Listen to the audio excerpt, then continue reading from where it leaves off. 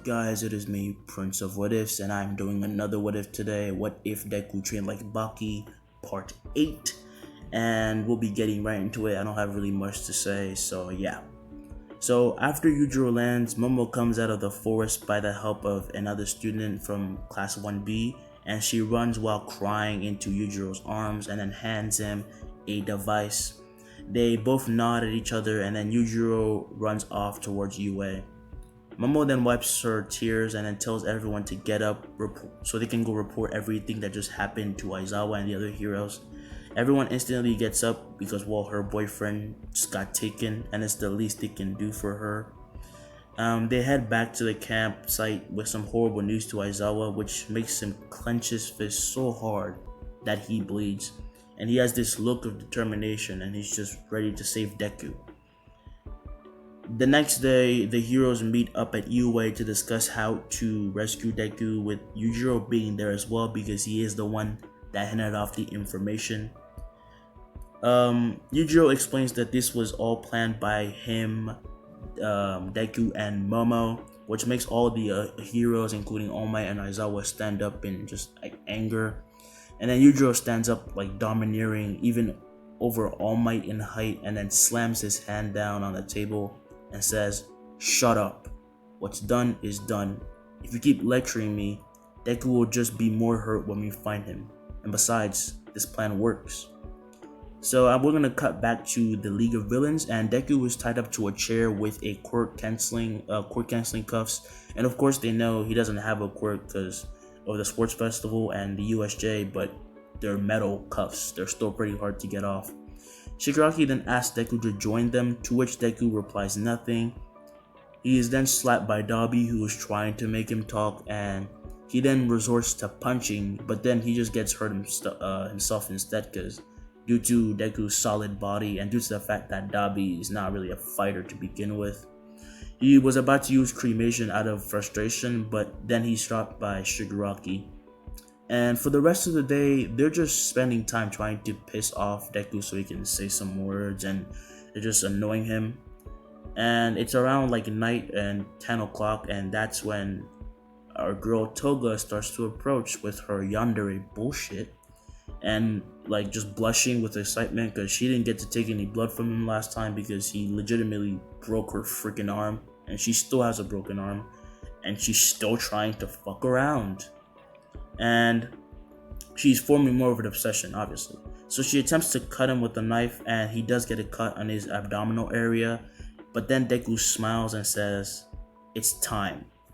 Out of nowhere, he jumps off the chair that he is in, and I'm gonna tell you how he got off the cuffs. And there, in the Baki manga, there is a chapter where he squeezes around like his armpit area so much that he stops his circulation from going to his fingers and makes his fingers smaller so he can slip through some cuffs. And this is basically the same technique that he used to get out of the cuffs here. So he sweep kicks twice and then punches him in the stomach, and then rushes at Dabi and then judo slams him before throwing him a Shigaraki so he can't use any cremation, and if Shigaraki wanted to decay anybody, he would accidentally hurt Dabi, which he couldn't do. He did all this in under like 30 seconds, and of course he gets cornered again by them, and he smiles again, which honestly is pissing off Shigaraki more and more. He's scratching more and more, acting like a man-child that we know. And that's when Yujiro breaks their door and walks through and says, "You bastards are gonna get it now." And then All Might from behind throws a huge smash that destroys the entire base, and Yujiro says, "That's a bit excessive, don't you think? You could have killed Deku, you know that, right?" And then obviously All Might realizes this and kind of like gets flustered a bit, and the other heroes barge in taking care of the villains, and Yujiro then decides to take on Shigaraki personally because, well, what he did is completely stupid because he's going after his son, so Yujiro wants a bit of payback, you know? I mean, ever since Deku started going to school, it was because of him that Deku almost died, so he deserves this. Shigaraki then puts his hand up, rushing at Yujiro, hoping to decay him.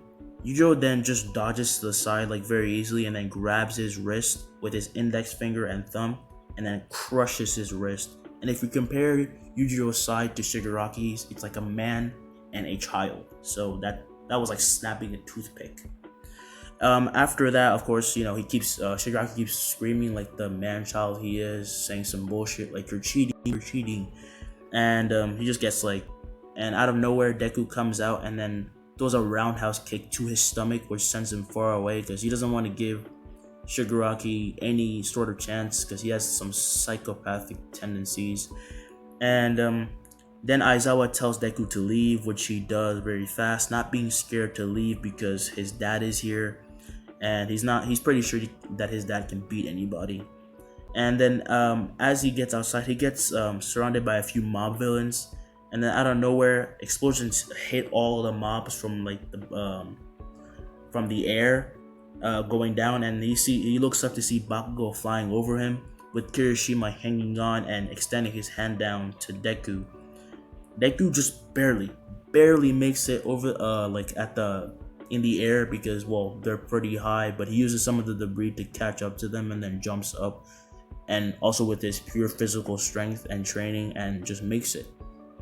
And then after that, they reach far away, and then when they land, Deku sees Momo and, well, some of the other students that came to get him, like Ida or Chaka, you name it.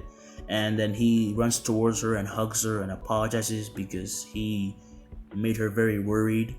And then Bakugo says, "Get a room, you two."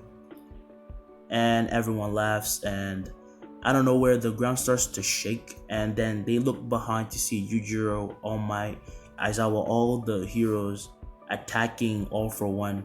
And this combination is very good for a while, but then All For One starts to get the advantage again and then kicks everyone's ass. But this version of All For One is just naturally bulkier and easily takes care of the people faster. This means that I'm making this All For One a bit of a martial artist, but with his enhanced quirks, he's also just a monster.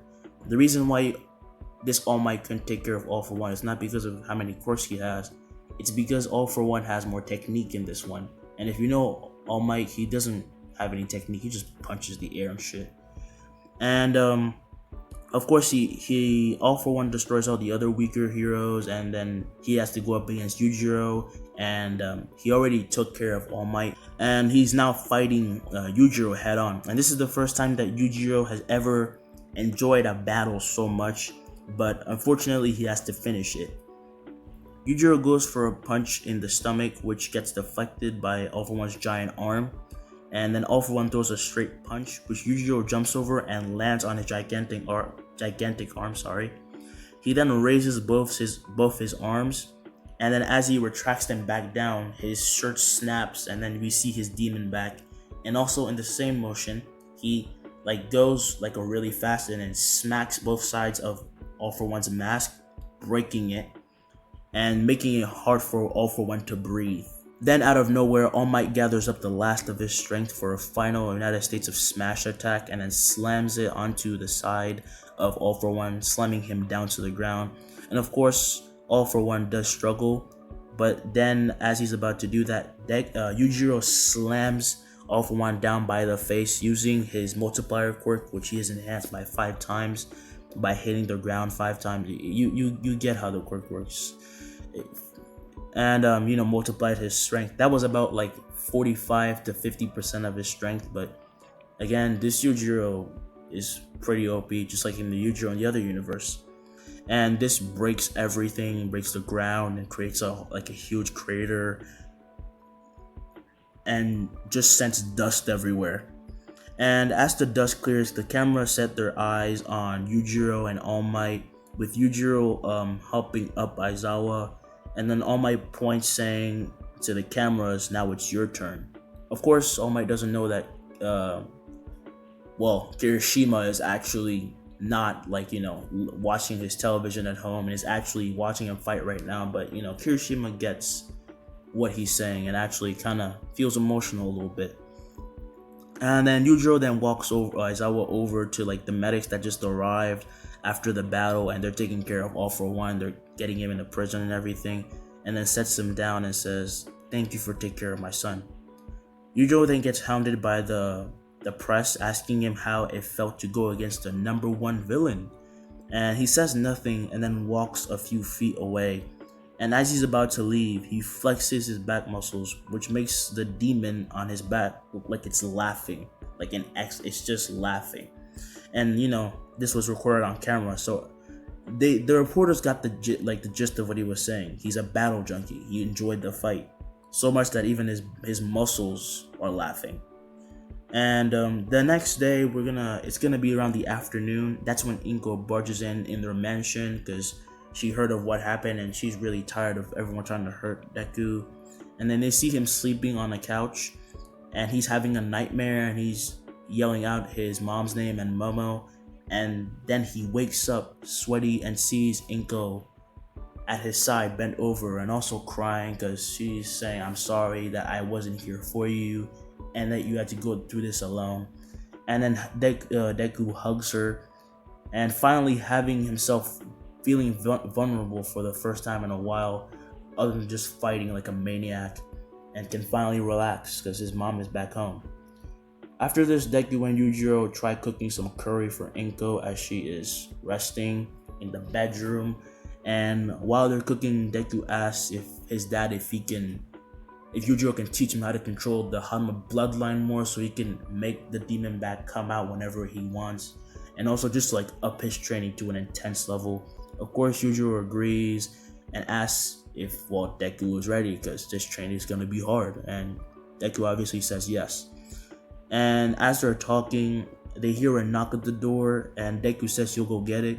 And when he goes to get it, to his surprise, he sees Aizawa. That's where I'm gonna end it off. I hope you guys like this what if. I will be posting what's it called? What if Deku ate the Mera no Mi? The next what if. So stick around for that. Of course, as usual, sorry about the background noise. I hope you guys like this. Don't forget to like and subscribe, and I will see you guys in the next video. Bye.